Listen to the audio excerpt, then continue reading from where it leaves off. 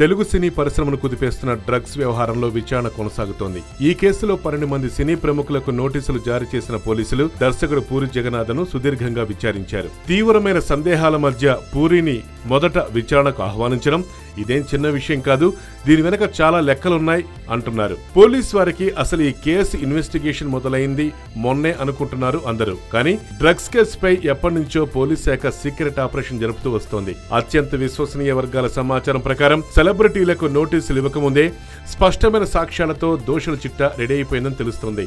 Drugs ఒక sensitive issue అవడంతో direct గా అరెస్టులు చేస్తే ప్రజల్లో విచారణపై అనుమానాలకు తావిచ్చినట్టు అవుతుందని భావించి మీడియాకు లీకులు ఇస్తూ ప్రజల నుండి వస్తున్న స్పందనను గుర్తిస్తూ ఎంతో పకడ్బందీగా అకుల్ సబర్వాల్ ఈ కేసుని హ్యాండిల్ చేస్తున్నారు. అందులో భాగంగానే మేజర్ విమర్శలు ఎదుర్కొంటున్న పూరిని దాదాపు 12 గంటల పాటు విచారించారు.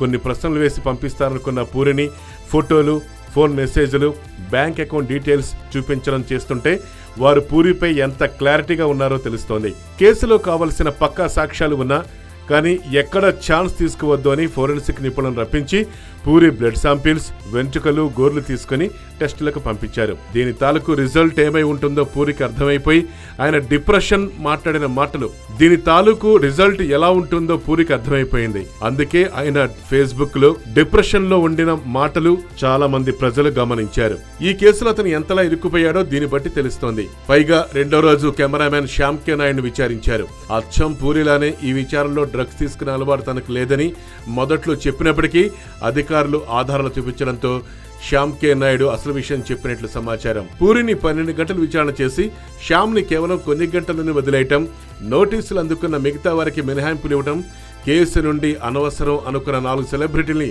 తప్పించేయడం చూస్తుంటే ఇక విచారణ పర్వం ఒక నామ మాత్రమే అని సోషల్ మీడియాలో నెటిజన్లు చర్చించుకుంటున్నారు. అయితే దీన్ని బట్టి చూస్తుంటే భవిష్యత్తులో ఈ డ్రగ్స్ కేసు ఇక అటకెక్కినట్లే అంటున్నారు.